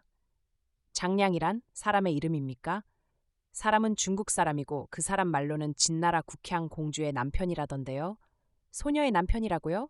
소녀는 부왕께서 지정해 주신 남편밖에는 남편을 모르겠습니다. 미친 녀석의 미친 수작을 일일이 신빙할 바 아니지만 그래도 그 장량이라는 어분이는 공주를 사모해서 공주 떠나신 뒤를 찾아서 만열이 길을 고구려 장안까지 뒤따라 왔답니다. 여기까지요? 그 장모라는 사람은 그래 지금 어디 있습니까? 내게 제발 아내를 돌려달라고 조르고 조릅니다. 공주, 지성이면 감천이라는데 그 지성에 감천은 못한다 할지라도 감인도 안 되리까? 승상님, 그 장모를 소녀에게 한번 보여주세요. 소녀를 그토록 따르다니 한번 보고 싶습니다. 보여드리지요. 좌우간 이리 좀 와서 앉으세요. 자리가 기다립니다. 승상은 국향이 앉으라는 자리를 손으로 툭툭 두드렸다. 호상으로 돌아와 걸터 앉는 국향이를 승상은 팔을 펴서 고요히 끌어안았다. 국향이는 온몸을 승상께 기대며 손을 들어 자기를 아는 승상의 양손을 잡았다. 공주, 나를 위해서 내 집 후사가 될 아이를 낳아주시오. 귀에 입을 대고 속삭이는 이 말에 대하여 국향이는 손을 힘껏 잡으며 작은 소리로 네 하고 응하였다. 치만 이 나라에서 장가를 들려면 먼저 나라님의 치커가 있어야 됩니다. 딸을 내어주시는 천자도 치커하셨는데 나라님께서 안 하실까요? 승상은 자기의 손안에 잡힌 국향이의 손을 폈다. 오므렸다. 만지작거리며 잠깐 생각한 뒤에 말을 꺼낸다. 공주, 딸을 내어주는 이는 내어주기만 하면 그뿐이니까 쉽지만 그 딸을 받아오는 사람으로는 그리 간단하지 못합니다. 그 딸이 내가 풍에 맞을는지 좋은 우수한 자식을 낳을는지 모든 점을 고려하지 않을 수 없으니까 내어주는 사람과는 입장이 다릅니다. 게다가 공주, 나라님의 치커도 치커려니와 내 집안 을지 부인의 허락도 또한 있어야 할 바입니다. 을지 부인으로 말하면 18살에 을지 가문에 시집을 와서 곧 요행 자식을 낳았지만 그 자식을 일찍 잃은 이래 아직 생산을 못합니다. 게다가 나이도 이제 단산할 나이가 됐습니다. 여인이 어느 가문의 상속자를 낳지 못한다 하는 것은 용서받을 수 없는 죄악입니다. 그래서 을지 부인도 제 죄를 대속할 만한 사람을 물색 중이지만 그러니 많지 아무나 허투루 골라내지 못할 형편이라 을지 부인 자신을 대신할 만한 인격으로건 지식으로건 부족이 없는 사람을 고르는 게 그의 소망일 바입니다. 그러니까 을지 부인의 의향이야말로 가장 귀한 것일입니다. 승상님, 국향이의 목소리는 듣기 힘들도록 작았다. 저는 승상님께 좋은 아드님을 꼭 낳아드리고 싶은데요. 어떤 자식이 좋은 자식일까요? 나라에 충성되고 부모께 효성 있고 형제 우애하고 용감하고 의롭고 말하자면 고구려 젊은이로 추호 부끄러운 데가 없을 아이라야 좋은 자식이라 할 수 있을 뿐입니다. 저는 그런 자식을 꼭 승상 가문에 낳아드리겠어요. 승상님이 볼 것 없는 소녀를 용납해 주세요. 승상은 잡고 만지작거리던 국향이의 손을 놓고 팔을 펴서 국향이의 어깨를 가만히 끌어안았다. 승상의 품 안에서 국향이는 그의 아리따운 눈을 푹 내리뜨고 고요히 있었다. 그의 눈썹과 입술만이 흥분된 듯이 떨리고 있었다. 좀 거닐어 볼까요? 이리하여 승상과 공주는 함께 뜰로 나섰다. 공주께서는 기승에 꽤 능하시다고. 진궁에서 약간 기승을 배웠습니다. 공주는 이상한 소리를 내어 제 말을 불렀다. 저편 뒤에서 무슨 소란스러운 소리가 나더니 마부 서너시 외치며 야단하는 틈으로 국향이에 타고 온 호마가 사람들을 머리로 헤치며 이쪽으로 달려온다. 달려온 말에 공주는 가벼이 올라앉았다. 그 올라타는 격식이며 올라앉은 자세를 관찰한 승상은 내심 혀를 둘렀다. 기승은 얼마나 닦으셨소? 7살부터 17살까지 꼭 10년을 닦았습니다. 승상의 애마도 등대되었다. 승상과 국향이는 말을 몰아 대문 밖으로 나섰다. 대문 밖에는 굉장히 많은 사람들이 좌로 우로 내왕하는 것이었다. 승상님, 장성하는 고구려의 모습은 여기서도 볼 수 있습니다. 공주. 말을 천천히 거닐면서 승상의 말하는 어조에는 약간 창연한 기색이 있었다. 쇠운으로 향한 고구려입니다. 30-40년 전 내가 소년적의 일을 생각해도 고구려에는 한 길에 나서면 반드시 젊은 아낙네는 한 아이를 손목을 끌고 한 아이를 등에 업고 뱃속에 한 아이를 뺀 아이 수두룩한 여인이 한 길에 가득히 있었습니다. 아이가 많은 것은 만성이 늘어나 가는 증거요. 이야말로 고구려 흥성의 증거였는데 근년에는 이처럼 손목 끌고 등에 업고 뱃속에 넣은 여인이 쉽지 않습니다. 고구려는 분명 쇠운에 들었습니다. 그것을 깨칠 도리가 없으리까? 하늘이 아니면 무가 내야겠지요. 이 나라의 승상부터가 겨우 한 자식을 낳았다가 그나마 기르지도 못하고 죽여버린 걸. 하늘을 우러르며 길이 탄식하였다. 나라의 운명은 그 나라의 새 목숨이 많이 나고 안 남으로 결정이 되는 겁니다. 이 나라 창성할 시절 평안호태왕과 장수왕의 두 명군 시절에 이 나라 만성 4천만이라는 게 결정이 된 그 일에 더 늘지 않는 건 성운이 다하고 쇠운이 이를 증거. 이 쇠운 시절의 승사에 임해 앉은 내 책임은 중대합니다. 장차 이 나라가 기울면 기운 책임과 욕은 죄 이 을지에게 돌아올 바입니다. 이 나라 만성의 기상도 줄어서 예전에는 안악들이 아이 없고 지고 다니는 것을 자랑으로 알더니 지금은 그걸 창피스럽다고 아이 보는 애를 두고 하인을 두고 아이 없기를 꺼립니다. 그려 4천만인을 8천만으로 1억만으로 끌어올리려던 을지의 고심은 죽어버리고 몇십 년째 4천만 그대로 잦아버리니 한심한 일입니다. 그들은 말을 거닐어 골짜기를 건너고 언덕을 타고 넘어 을밀대까지 이르렀다. 이 골짜기를 말 탄 채 건너겠소? 승상님이 건너시면 을밀대의 큰 구렁텅이 같은 골짜기를 굽어보며 승상은 말을 교묘히 움직여 건너편에 건너섰다. 국향이 역시 진실로 교묘하게 말을 다루어 승상의 뒤를 따랐다. 건너서 봄에 거기는 굉장히 찬란한 무슨 정각이 너저분히 버리어 있는 것이었다. 여기도 대궐? 별궁이 오니까 절간이오. 대궐 원당이오. 그 절에는 수천 명의 승려들이 들락날락하고 있었다. 중국에도 이런 거찰은 쉽지 않겠는데요. 고구려는 중국보다 오히려 더 큰 줄을 아시오. 부병루까지 이르렀다. 감감하게 굽어 보이는 대동강에는 고구려 만성들의 봄을 즐기는 뱃놀이들이 벌어져 있었다. 뱃놀이도 많기도 해라. 고구려는 중국과 달라서 지아비에게는 반드시 지어미가 따르는 법이라 부부가 쌍쌍이 노니까 고부로 보일게요. 그러나 예전에는 꼭 뱃속에 아이, 등에 업은 아이 해서 아이의 패거리가 많았는데 이 근처의 경계가 너무 미려하기 때문에 고구려 만성의 기계가 죽어져서 아이 없는 놀이들을 하고 있는 형편이 외다. 인생 40에 아직 한 자식을 못 가진 승상은 자식이 무척 그리운 모양으로 사사의 자식 문제를 꺼낸다. 영명사 일대를 휘돌아서 차차 도로 내려오는 동안 승상을 알아본 고구려 만성들은 승상과 동반한 한 아리따운 처녀에게 주의를 던지며 그 처녀의 능란한 말타기에 모두들 경의의 눈을 던지지 않을 수 없었다. 뭇사람의 시선을 받으면서 승상에 배행하여 장안 서울 북쪽 끝을 한 바퀴 돌 동안 국향이는 고구려의 크고 작은 가멸음을 충분히 보았다. 그 세우는 전각이며 건물들의 웅대함은 물론이요. 길에 다니는 사람들의 옷차림이 벌써 강건하고 경첩함을 주삼아 만든 것으로서 모두들 깨끗이 희게 차렸다. 이 나라 이만성이 한 번 창을 잡고 칼을 들고 일어나는 날이면 천하가 그의 아래 굴할 것은 그 걸음걸이며 몸 동작의 기계를 보아서도 알 수 있었다. 아, 가면 나라의 효용한 종족이여. 이 종족에게 어버이로 알리운 사람은 얼마나 큰 사람일까. 천하의 나라, 진나라 황녀로도 넘볼 수 없는 데고 구려의 굳셈과 부력의 국향이는 내심 한없이 감탄하였다. 소위 장량이는 승상의 의견으로 석다산 석굴에 있다는 석다선인에게로 수양을 보냈다. 석다선인이란 예전을 지 승상이 소년 시절에 10년간 사사한 일이 있는 이 동방의 큰 도인이었다. 며칠 뒤 승상은 둘째 아내를 맡겠노라는 뜻을 임금께 아뢰어 치커를 얻었다. 승상도 또 아내가 쓸데 있소? 소신도 사내인 이상 여인이 쓸데 있습니다.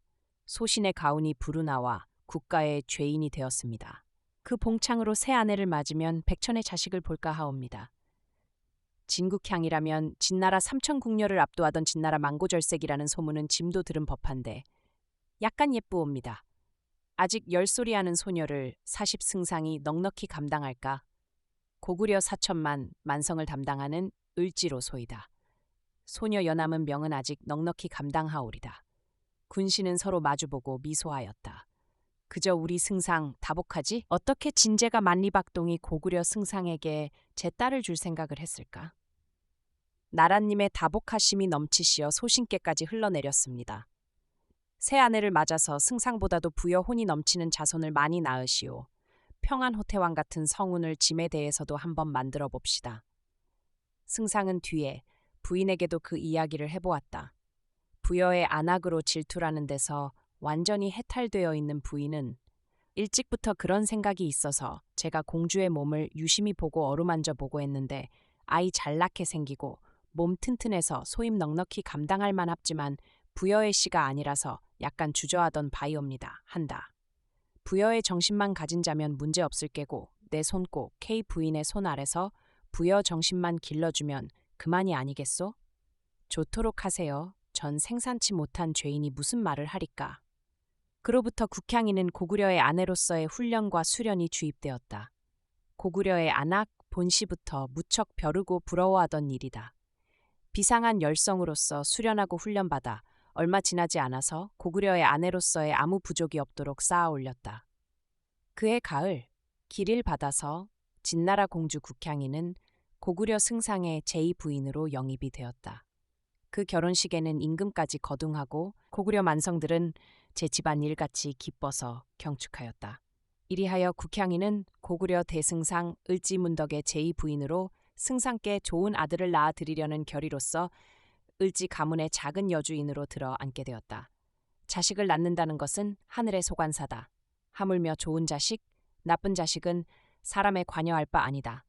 국향이의 커다란 야망은 달성이 될 것인가? 을지 승상에게서 석다산 석다선인께로 전갈 편지와 함께 석다선인께로 수도차로 와 있는 장량은 얼마 있는 동안 우연한 기회에 을지 승상이 진나라 공주 국향이와 이 가을에 혼인한다는 소문이 들었다. 장량이에게는 이 소식은 청천의 병력이었다. 장량이는 아직 국향이의 얼굴조차 본 일이 없었다. 진궁 삼천궁녀를 압도하는 천하일색이라는 소문만 듣고 한번 보면 하여 누차 담틈으로 엿보았지만 진궁의 제도가 황녀 국향이를 손쉽게 엿볼 기회를 주지 않았다. 그러다가 수재의 침입을 받아 지궁이 엉망진창이 되는 그 찰나에 이런 때마다 잠깐 엿보이려고 소란의 진궁을 이리저리 헤매다가 공주는 부왕의 근월을 받들고 동의의 나라 고구려로 갔다는 소식을 듣고 어차피 망한 나라에 있느니 공주를 따라 고구려로 가려고 그 길로 고구려로 떠난 것이다. 반년 남하의 멀고 고된 길이었지만 장량이는 그야말로 일편단심으로 국향이의 뒤를 쫓아 만리 길을 왔다. 오면서도 고구려 장안에는 진인이라고는 자기와 국향이 밖에는 없으려니 좀 더 국향이와 가까워진 것 같아서 국향이는 이제는 내 아내거니 하는 마음으로 아내의 뒤를 따르는 가련한 남편이로라는 심경으로 그냥 따랐다. 국향이가 을지 승상댁에 몸을 잠근 것을 알고 승상댁에 잠입해서 아내를 찾고자 하다가 하인들에게 붙들렸다. 발악을 하여 승상께 아내를 돌려달라고 떼를 썼지만 승상은 만나게 해주마 하고는 그 약속은 이행하지 않고 뚱딴지 석다선인께로 귀양을 보낸 것이다. 국향이를 만나면 어떻게 한다는 아무런 안도 없었다. 사고무친한 동의의 나라에서 국향이와 만나면 그래도 향인으로서의 정분이 서로 통하리라. 남보다야 그래도 향인이 정답겠지. 그러면 서로 의사 통하는 데도 있겠지. 이만한 배짱으로 승상께 내 처를 돌려주십사고 떼쓴 것이다.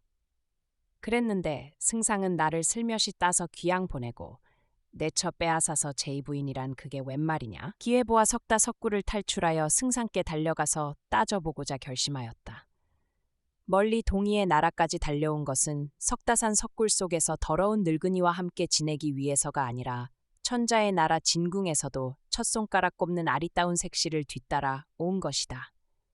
그랬는데 을지라는 늙은이는 제가 그 소녀에게 마음 두고 나를 이 더러운 석굴로 정배를 보냈구나. 이번 다시 을지에게 가면 기묘하게 국향 공주에게 숨어 들어가서 공주께 이 내 구슬픈 사정을 직소하여 공주의 처분을 기다리리라. 사고 무친한 만리 타양에 와 있는 공주는 이내 사정 하소연하면 여자의 나약한 마음으로 그래도 무슨 응답이 있을 것이다. 이런 생각으로서 장량이는 이 석다구를 탈출할 기회를 노리고 있었다. 벼르는 동안에 한 기회가 이르렀다. 석굴에서 성 안으로 무슨 심부름을 갈 일이 생겼다. 장량이는 이 심부름을 자진하여 맡았다. 이번 가면 꼭 공주를 만나 보리라는 비장한 결의로 장량이는 조반을 일찍 기먹고 성 안으로 길을 떠났다. 이튿날 조반상을 방금 물릴 때쯤 장량은 승상 앞에 나갔다. 너는 석다 도장에서 수양하고 있을 사람이 어떻게 여기 왔느냐? 승상은 장량을 보고 의외의 얼굴로 이렇게 물었다. 네, 사처증이 지극하와 잠깐 아내를 보고자 왔습니다. 너 도망해 왔구나? 아니옵니다. 이 고구려 천하에서 도망하면 어디를 갑니까? 승상께서도 그때 약속하신 바 제 아내를 잠깐 만나게 해줍시사. 네 이름이 장량이가 아니고 소진이랬으면 좋겠다. 그래 꼭 진 공주를 만나보고야 말 심산이냐? 네이, 그래도 공주의 말은 장량이란 사람은 듣도 보도 못했다는데? 네, 아마 그럴 바입니다. 그래도 소인은 만나보겠습니다. 소인의 아내 올시다. 아내가 남편을 듣도 보도 못했단 웬일일까? 게다가 장량아, 똑똑히 듣거라. 네가 네 아내라고 연애 말하는 진해 국향 공주는 자기 아버니의 승낙으로 나 을지와 혼약을 한 사이다. 그러니까 이제 네가 만날 사람은 네 아내가 아니오 승상 부인이란 말이다. 승상 부인이니만치 소홀함이 있었다가는 고구려 만성이 용서치 않는다. 승상은 하인을 시켜 공주를 잠깐 나오라 하였다. 그리고 승상이 마주 나가서 공주에게 공주의 남편이로라는 장량이가 좀 뵙겠답니다고 알렸다. 공주가 방에 들어서자 장량은 한순간 힐끗 공주를 우러러보고는 황홀한 듯 그 자리에 널쩍 엎드렸다. 네가 장량이라는 진아냐? 공주가 장량이에게 대한 태도는 그야말로 진천자가 한계 서민에게 대하는 태도였다. 네이? 네가 내 남편이로라고? 황공무지하옵니다. 장량은 몸둘 곳을 모르는 모양으로 그저 머리만 조아렸다. 나를 아내라고 부를 수 있는 사람은 천자와 고구려 나라님께 치커를 받은 을지 승상밖에는 세상에 없을 게다. 네가 어쩌면 감히 내 남편이로라고 공언을 하느냐? 공주님 죽여주십시오. 많은 공주님 뒤를 사모하와 말리기를 뒤쫓아온 사람입니다.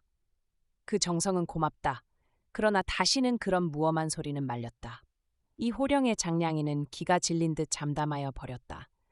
국향이의 앞에 꿇어앉은 그의 두 눈에선 눈물만 비오듯 하였다. 저편에서 이 광경을 바라보던 승상은 이 자리에서 몸을 피해주는 뜻으로 살며시 뜰로 내려섰다. 잠깐 잠잠하였던 장량이는 다시 국향이에게 호소하기 시작했다. 공주님, 그것은 그렇다 할지라도 그러면 진나라 5세의 사직은 공주에 대해서 끊어지고 맙니다. 진나라 몇천만 적자는 어버이 찾을 길이 없으오리까? 진실의 혈통은 아주 없어지고 맙니까? 이것이 하늘의 섭리오니까? 내게는 한 형이 있었는데 사내 동생들은 다 참화를 보았겠지만 내 형은 무사했으리라고 생각하는데 선화공주 말씀이오니까? 그래. 말씀 마십시오. 그분은 수궁에 영입해 수재견이의 총애를 받고 있답니다. 장차 수재의 아니나 더럭더럭 낫겠지요? 정량이는 사뭇 더럽다는 듯이 외면하며 이렇게 말하였다. 형 선아는 수재의 아이를 그러면 나는 고구려의 자식을 이리하여 진실은 아주 끊기는 건가? 국향이는 창연한 얼굴빛으로 장량을 굽어보았다. 장량이라고 망국의 유민은 아예 될 게 아니다. 그저 다 망국민 된 탓이니 하늘이나 원망할 밖에. 그러기에 미는 공주를 대하옵고 망한 나라 진을 회복할 꿈을 꾸는 바로 소이다. 네가 나를 아내로 삼고 진제가 되어보고 싶단 말이냐? 공주를 동이 을지에게 주기는 과연 아깝습니다. 그렇지만 야, 을지라는 이는 인걸이니라. 여자로 태어나서 인걸을 남편으로 맞아서 그 자손을 몸으로 받아본다는 건 한번 해볼 만한 일이니라. 진나라 몇천만 유민은 누구를 믿고 의지하고 살릴까?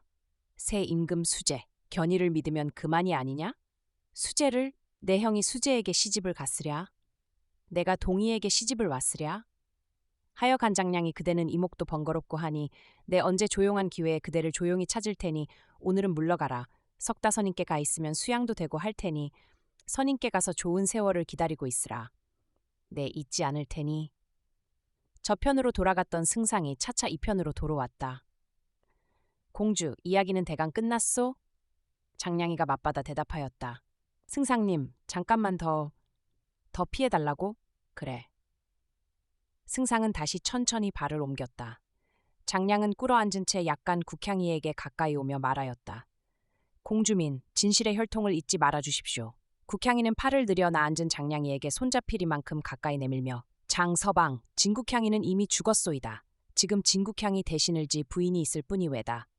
그리고 슬며시 손을 펴서 장량이의 손을 잡았다. 어머마여 감히 잡을 생각도 못하던 공주가 자진하여 장량이의 손을 잡아주니 장량이는 그 손을 잡아 제 얼굴에 문지르며 공주님, 진의 혈통을 잊지 마시옵소서. 길지 못한 진의 사직은 오직 공주님께 달려 있습니다. 한다. 국향이는 소리를 좀 높여 승상님, 이리 와주세요. 우리들의 이야기는 다 끝났습니다. 하였다. 승상은 다시 천천히 앞으로 돌아왔다. 국향이는 을지 승상께 보이지 않게 장량이의 손을 꼭 쥐며 장서방이라고. 국향이는 부왕의 처분으로 을지 부인이 되었으니 국향이의 남편은 오직 을지 승상뿐이요. 하면서 장량이의 손을 더 힘껏 쥐었다. 국향공주, 부왕의 1년상이나 지낸 뒤에야 시집가고 오고 할 게니까 아직 몇 달 더 있어야 을지 부인이 될게요. 국향이는 장량이의 손을 얼른 놓고 승상 쪽으로 나아갔다. 아직 몇 달 지루도 해라. 그리고는 진나라 말로 장량이에게 말하였다. 옛말에 기다릴 줄 아는 사람은 현명한 사람이라고 했소. 장서방도 좋은 세월을 좀 기다리오. 무슨 의미가 있는 듯한 이 말을 들은 장량이는 국향이의 말을 젖혀서 좋은 세월 기다리기로 내심 작정한 모양이었다. 승상님, 공주를 만나 뵙게 해주셔서 감사만만하옵니다. 소인은 성 안에서 볼일 좀 더 보고 석다선인께로 가겠습니다. 응, 가려느냐? 공주는 내 아내니까 네 철한 생각은 아주 버려라. 그리고 선인께 가거든 내가 문안드리더라고 여쭈어다고. 네, 소인은 물러가겠습니다. 오. 이리하여 장량이는 석다산서 성 안에 달려와서 그의 목적인 공주와의 회견을 달성하고 다시 석다산으로 갔다.